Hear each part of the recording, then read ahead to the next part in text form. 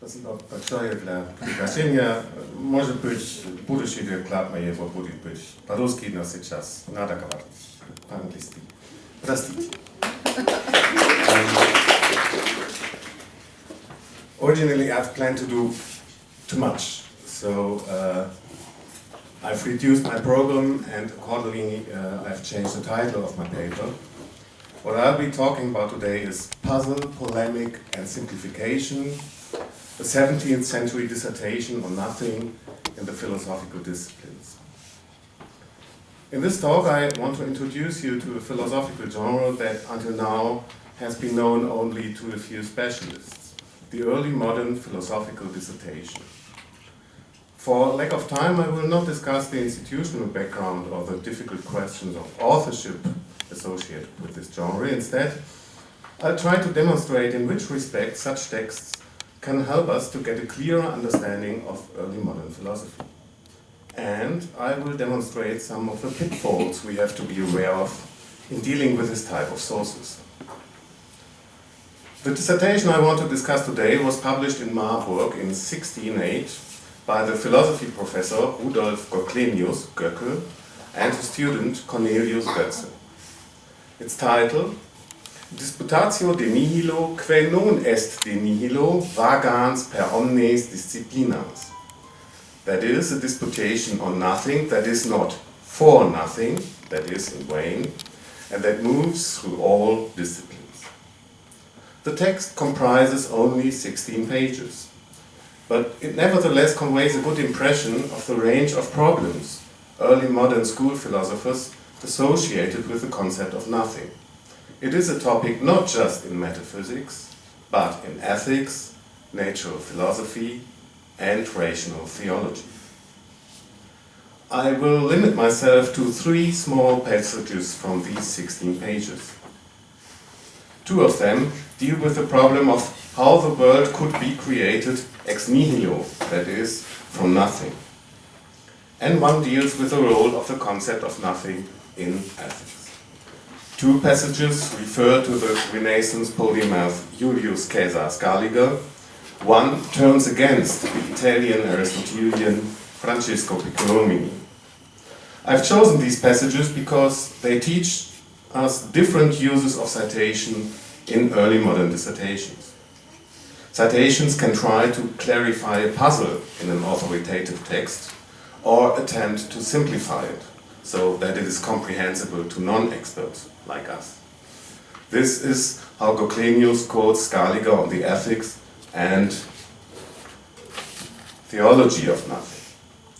But at times the citation can also be polemical, as I will show in my discussion of Goclenius' reference to Piccolomini. So first, the puzzle.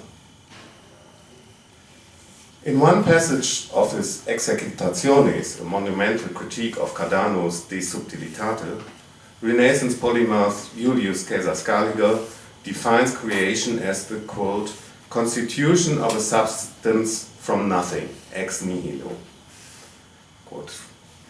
And he adds the explanation from nothing, that is, as a starting point, not as if it, nothing, was matter.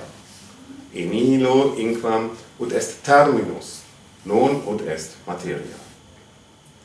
This addendum is directed against early modern Platonists and their assumption that some sort of prime matter was either created by God or existed even before creation. Orthodox opponents of these Platonists held that nothing in creation must be understood as a terminus, a starting point. So apparently Scaliger here defends the orthodox view of creation against Platonist dissenters. But in the 2nd passage of the same book, Scaliger denies the existence of such a starting point in creation, identifying the terminus with an underlying subjectum of creation, which according to him does not exist. Rather, we should conceive creation so that first God's omnipotence acts on nothing, omnipotentia agere in non ens, and that this brings being into existence. So, apparently, Scaliger asserts and denies that nothing is a starting point in creation. Goclenius sets out to resolve this contradiction. He points out that in the first case, when asserting that such a terminus a quo exists, Scaliger talks only about our conceptions of creation. That is, the necessity to think of such a terminus when thinking about creation. That is, we humans are forced to understand creation as a temporal process. But this does not mean that creation was in fact a temporal process. Seen from a divine point of view, we can presume that there was no starting point for real from which the process began. And this is precisely what Scaliger himself asserts in more general terms in a different passage that is quoted by Goclenius in a different context. Quote, "For God, everything is present. He himself is everything. And for himself, all that really does exist, esse in actu, that for us only appears to exist in potency. For him, the world did not exist in potency before it became real, because the existence of the world that now is, has always been real in God, as you could add as well." So, yes, we must think about creation as a succession from being, non-being to being, or you could say we must think about creation as a succession from non-being to being. But this need not, and probably is not the way God represents this, because God apparently does not or need not represent non-being. The presence of non-being in the world is thus, for Scaliger, an illusion of finite minds. And Goclenius shares this view and explains it to us. Puzzle polemics. The second passage I want to have a closer look at is directed against the views of the Italian Aristotelian Francesco Piccolomini. According to Goclenius, Piccolomini holds that God needed a material cause in the creation of the world. This would turn the Aristotelian Piccolomini into a Platonist and, quite possibly, into a heretic. But, in fact, things look slightly different. In Piccolomini's De Creatione ex Philosophorum Sententia we read, "The concept of creation destroys, according to Aristotle's view, the condition of matter." My explanation, it does not take into account that every natural change presupposes matter, and can therefore, from his point of view, not be accepted. Concedi non potest. So, yes, creation cannot be accommodated within Aristotle's natural philosophy because it does not take matter into account. And Piccolomini goes even further. Creation contradicts the fundamental principle of natural philosophy, ex nihilo nihil fit. Nothing can come from nothing. This principle secures the causal closure within the domain of natural philosophy proper, that is, the sublunar sphere. So, natural philosophers as such, natural philosophers as natural philosophers, cannot acknowledge the existence of creation. So far, Goclenius' account seems to be justified. If there is no material cause for the world, and if the principle of causal closure in the sublunar sphere is worthless, the project of Aristotelian natural philosophy must be abandoned. So it seems to be a valid inference that we should rather secure a causal role for matter with regard to the existence of the world in order to do natural philosophy. But this is not Piccolomini's considered view. He writes, "From what has been explained up to now, I judge it to be sufficiently obvious that creation is an act of God that does not require any help from nature. It transcends sense and human reason, is unknown to the philosophers, and only accessible to minds that have been moved by God's grace." So, economy does not assume that there must be a material cause for the world, or that we should deny creation because it destroys natural philosophy. Quite on the contrary, his position is closer to the Lutheran tradition of double truth, namely the thesis that there can be differences and contradictions between the unaided human intellect and insights provided by faith and grace. The interesting point in this is that Goclenius and other Reformed philosophers and theologians were engaged by their Lutheran counterparts, most notably by the Helmstedt Lutheran Daniel Hoffmann, who had concluded that theology alone must suffice to show us the good life, so that philosophy is superfluous. Goclenius and his colleagues did not want to abandon the project of a Philosophia Christiana, a rational reconstruction of the teachings of Scripture. So Goclenius must fight against the, in his eyes, ill-informed notion that there is a separation of concerns between philosophy and theology.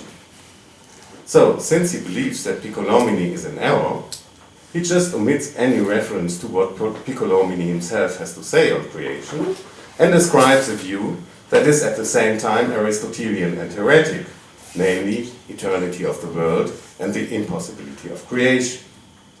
This certainly is a polemic misuse of citation.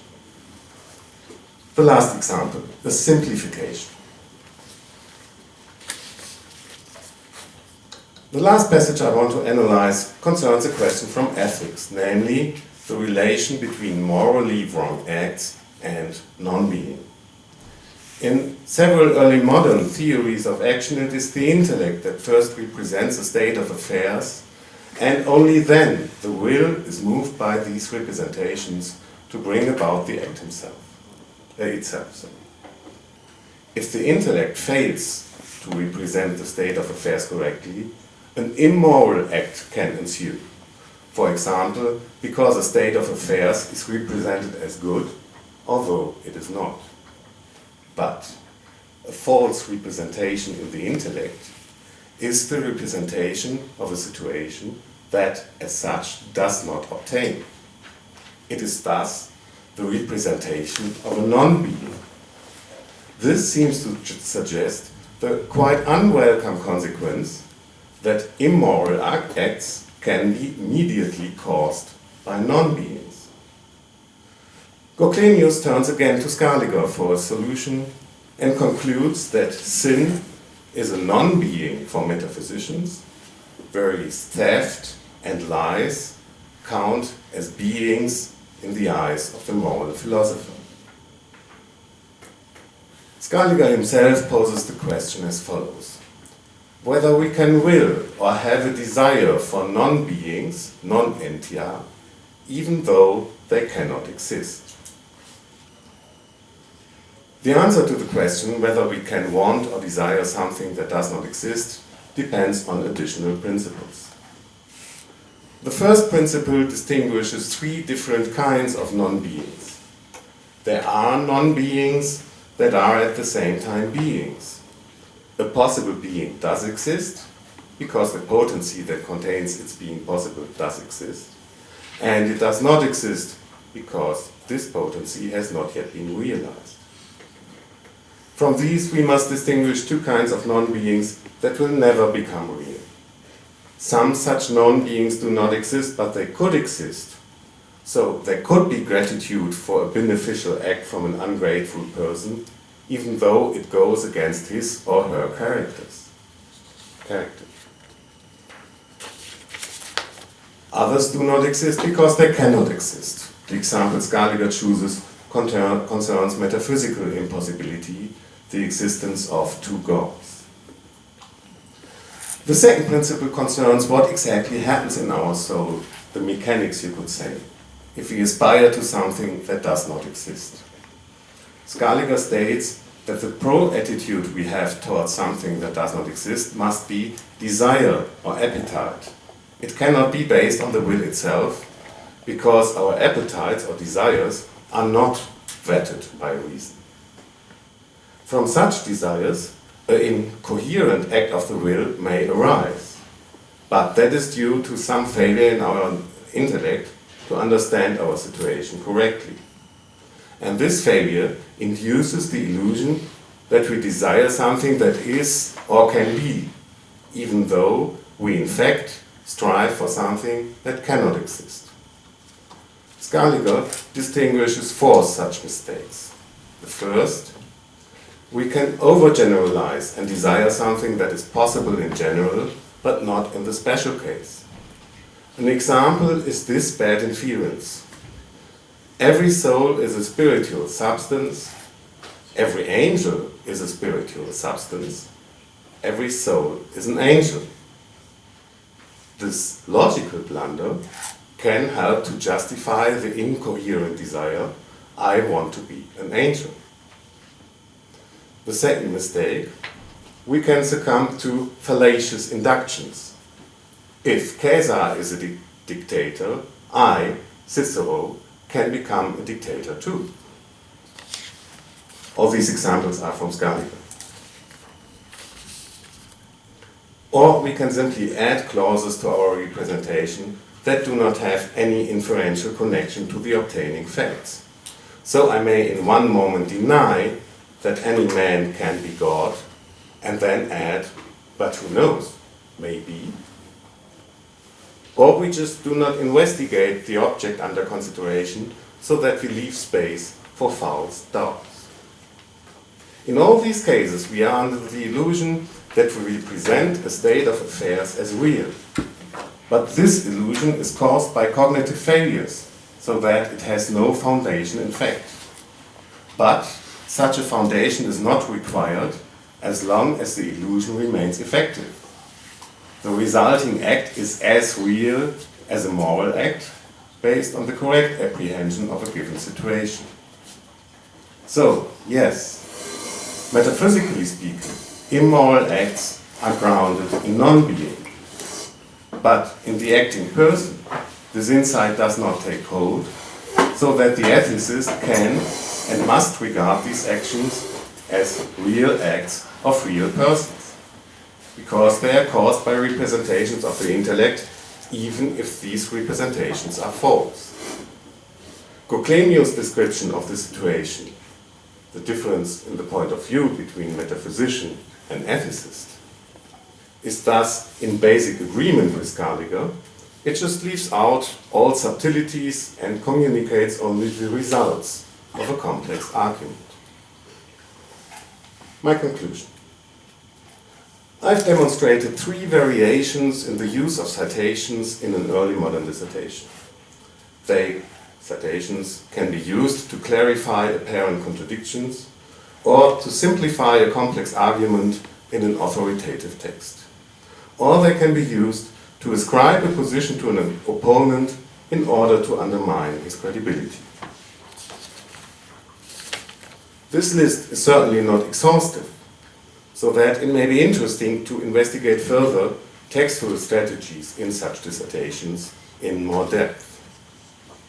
But besides that, our analysis has also brought some insights into the role of nothing in the philosophy of Goclenius and his contemporaries.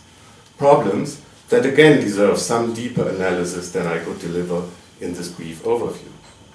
We have seen that Scaliger is apparently committed to the view that, strictly speaking, non-being is an illusion in finite minds. Conversely, we can be under the illusion to perceive a non-being and act on that illusion, a misapprehension that can lead to immoral and irrational acts. And we have noted that the concept of nothing plays a crucial role in delineating the domain of natural philosophy, nothing comes from nothing, and in defining its relationship to theology. So, even beyond the confines of metaphysics proper, the role of the concept of nothing in early modern philosophy should not be underestimated. Thank you. Thank you.